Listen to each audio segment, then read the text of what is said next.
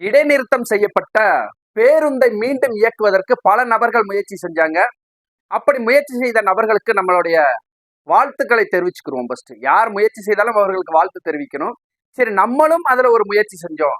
அது என்ன முயற்சி அப்படின்னு சொல்லி பல நபர்கள் நம்மளை தொடர்பு கொண்டு கேட்டாங்க. அதுக்காக ஒரு காணொலியாக பதிவு செய்யுங்க, அது ஆதாரத்தை காட்டுங்க அப்படின்றாங்க. அதுக்காகவே இந்த காணொலியை நான் பதிவு செய்யறேன்.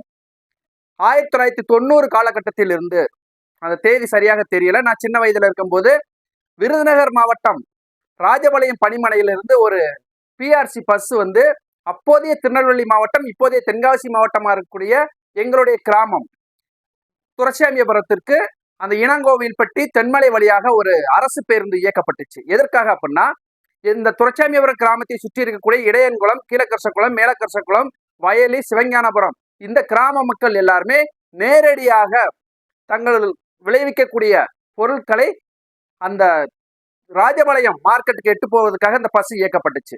அது என்னாச்சு, ஒரு 10 வருடங்களுக்கு முன்பு அந்த பஸ் சாலை வழி தென்மலை டு துரைசாமியபுரம் இருக்கக்கூடிய அந்த சாலை பழுதடைஞ்சிச்சு அப்படின்னு சொல்லி தற்காலிகமாக நிறுத்தம் செய்யப்பட்டுச்சு.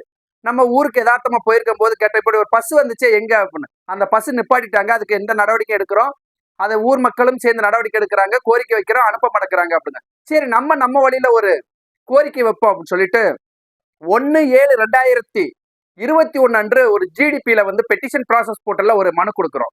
இந்த மனுவை 13/7 அன்று நம்மகிட்ட விசாரணை செய்யறாங்க. 13/7/2021 தென்காசி மாவட்டத்தில இருந்து அந்த பணிமனை மேலாளர் வந்து நம்மகிட்ட விசாரணை செய்யறாங்க.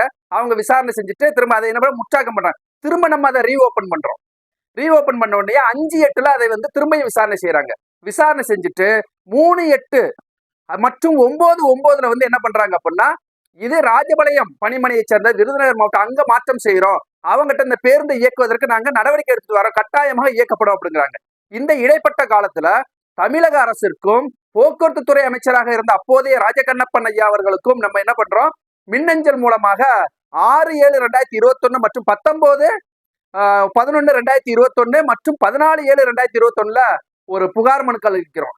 இடைநிறுத்தம் செய்யப்பட்ட பேருந்தை மீண்டும் இயக்கணும், விவசாயிகளுக்காக இயக்கணும் அப்படின்னு.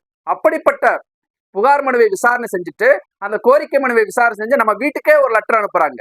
என்ன அனுப்புறாங்கன்னா, 25/1/2022 அன்று கட்டாயமாக இந்த பேருந்து விருதுநகர் மாவட்டம் ராஜபாளையம் பணிமனையிலிருந்து உங்கள் கிராமத்துக்கு மீண்டும் இயக்குவதற்கு நாங்கள் நடவடிக்கை எடுக்கிறோம் அப்படின்னாங்க. இப்ப தற்சமயமாக இடைநிறுத்தம் செய்யப்பட்ட அனைத்து வழித்தடங்களிலும் பேருந்துகள் இயக்கப்படும் அப்படின்னு அந்த துறை சார்ந்த அமைச்சர் சொன்னதுக்கு இணங்க இப்ப மீண்டும் அந்த பஸ் நம்ம கிராமத்திற்கு வந்திருக்கு.